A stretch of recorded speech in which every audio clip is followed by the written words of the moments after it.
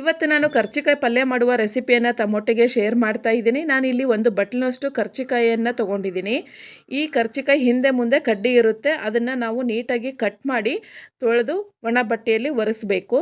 ನಾನೀಗ ಸ್ಟೋವ್ ಮೇಲೆ ಒಂದು ಬಾಣಲೆಯನ್ನು ಇಟ್ಟು ಸ್ಟೋವ್ ಹಚ್ಚಿ ಅದಕ್ಕೆ ಸ್ವಲ್ಪ ಕರ್ಚಿಕಾಯನ್ನು ಹಾಕ್ತಾ ಇದ್ದೀನಿ. ನೋಡಿ, ಹಿಂದೆ ಮುಂದೆ ಕಟ್ ಮಾಡಿ ತೊಳೆದು ಒಣಗಿಸಿದ ಮೇಲೆ ಈ ಥರ ಕರ್ಚಿಕಾಯಿ ಬಂದಿದೆ. ಇಷ್ಟು ಫ್ರೆಶ್ ಇದೆ ಇದು.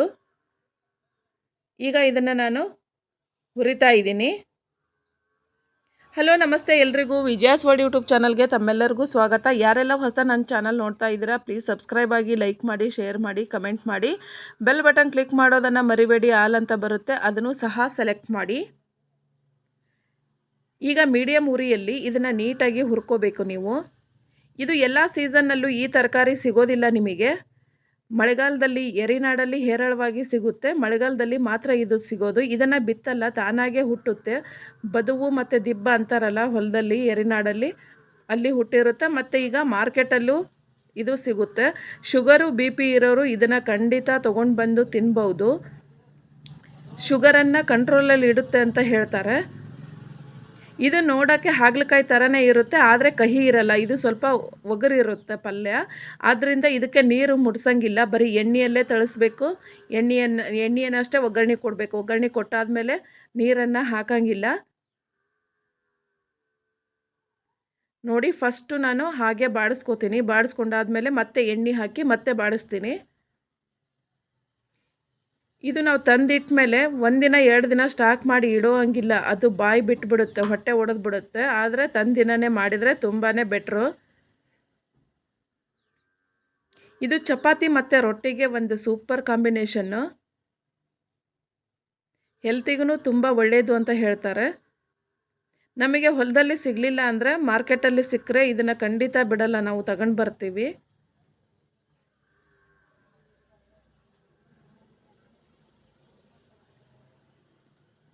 ನೋಡಿ, ಈ ಥರ ನೀಟಾಗಿ ಹುರ್ಕೊಳ್ಳಿ. ಒಂದು 2 ರಿಂದ 3 ನಿಮಿಷ ಅಥವಾ 4 ನಿಮಿಷದ ತನಕ ನೀವು ಇದನ್ನು ಮೀಡಿಯಮ್ ಫ್ಲೇಮಲ್ಲಿ ಹುರಿಬೇಕಾಗುತ್ತೆ.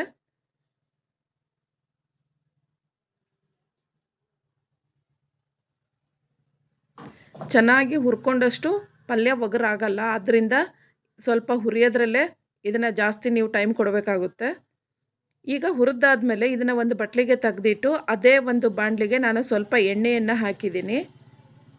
ಎಣ್ಣೆ ಬಿಸಿ ಆದಮೇಲೆ ನಾನಿಲ್ಲಿ ಸಾಸಿವೆ, ಜೀರಿಗೆ, ಕರಿಬೇವು, ಬೆಳ್ಳುಳ್ಳಿ ಜಜ್ಜಿಟ್ಟಿದ್ದೀನಿ. 2 ಬೆಳ್ಳುಳ್ಳಿ ಹಾಕ್ತಾ ಇದ್ದೀನಿ. ಈಗ ಈರುಳ್ಳಿ ಹಾಕಿ ನೀಟಾಗಿ ಒಗ್ಗರಣೆಯನ್ನು ಬಾಡಿಸ್ಕೋತೀನಿ. ಒಗ್ಗರಣೆನ ಒಂದ್ಸರಿ ನೀಟಾಗಿ ಫ್ರೈ ಮಾಡ್ಕೊಳ್ಳಿ.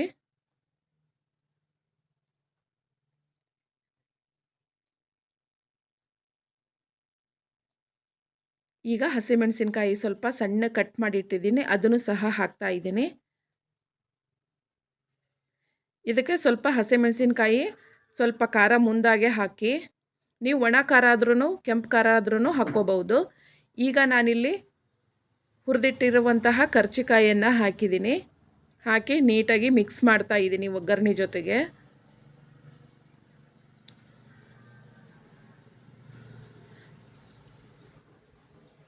ಈಗ ಸ್ವಲ್ಪ ರುಚಿಗೆ ತಕ್ಕಷ್ಟು ಉಪ್ಪನ್ನು ಹಾಕ್ತಾ ಇದ್ದೀನಿ. ಅರಿಶಿನ ಪುಡಿಯನ್ನು ಹಾಕಿದ್ದೀನಿ. ಈಗ ನೀಟಾಗಿ ಮಿಕ್ಸ್ ಮಾಡ್ತೀನಿ.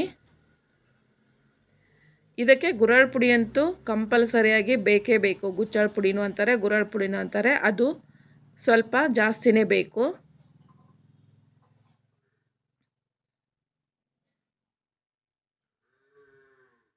ಈಗ ಗುರಾಳ್ ಪುಡಿಯನ್ನು ಹಾಕ್ತೆ. ಇದಕ್ಕೆ ಕುರುಶ್ನ ಪುಡಿನೂ ಅಂತಾರೆ. ಈಗ ಕಟ್ ಮಾಡಿಟ್ಟಿರೋಂತಹ ಕೊತ್ತಂಬರಿಯನ್ನು ಸಹ ಹಾಕ್ತಾ ಇದ್ದೀನಿ. ಇದಕ್ಕೆ ನೀವು ಶೇಂಗಾ ಪುಡಿಯನ್ನು ಹಾಕ್ಬೋದು, ಸ್ವಲ್ಪ ಸಕ್ಕರೆಯನ್ನು ಹಾಕ್ಬೋದು. ಆದರೆ ನಾನು ಹಾಕಲ್ಲ, ಹಾಗೆ ನಮಗೆ ಟೇಸ್ಟ್ ಅನಿಸುತ್ತೆ. ಆದ್ದರಿಂದ ನಾನು ಸಕ್ಕರೆಯನ್ನು ಹಾಕಲ್ಲ. ಮಾರ್ಕೆಟಲ್ಲಿ ಸಿಕ್ಕರೆ ಖಂಡಿತ ಇದೊಂದು ತರಕಾರಿಯನ್ನು ತರ್ರಿ. ಈ ಥರ ಒಂದು ಪಲ್ಯವನ್ನು ಮಾಡಿ ರೊಟ್ಟಿ ಅಥವಾ ಚಪಾತಿ ಜೊತೆಗೆ ಮಾಡ್ಕೊಳ್ತೀನಿ, ತುಂಬ ಟೇಸ್ಟಾಗಿರುತ್ತೆ. ಫೈನಲಾಗಿ ಈ ಥರ ಇದು ಪಲ್ಯ ರೆಡಿ ಆಯಿತು. ಪಲ್ಯ ಮಾಡಿದ ಮೇಲೆ ಹೇಗೆ ಅನ್ನಿಸ್ತು ಅನ್ನೋದನ್ನು ಕಮೆಂಟ್ ಬಾಕ್ಸಲ್ಲಿ ತಿಳಿಸೋದನ್ನು ಮರಿಬೇಡಿ. ನೋಡಿ, ಇಲ್ಲಿ ನಾನು ಪ್ಲೇಟಿಗೆಲ್ಲ ಹಾಕಿ ರೆಡಿ ಮಾಡಿಟ್ಟಿದ್ದೀನಿ. ರೊಟ್ಟಿ ಜೊತೆಗಂತೂ ಸೂಪರ್ ಕಾಂಬಿನೇಷನ್ ಇದು, ತುಂಬ ಸಖತ್ತಾಗಿರುತ್ತೆ, ಒಳ್ಳೆ ಟೇಸ್ಟ್ ಕೊಡುತ್ತೆ ರೊಟ್ಟೆ ಮತ್ತು ಚಪಾತಿಗೆ. Thank you for the watching.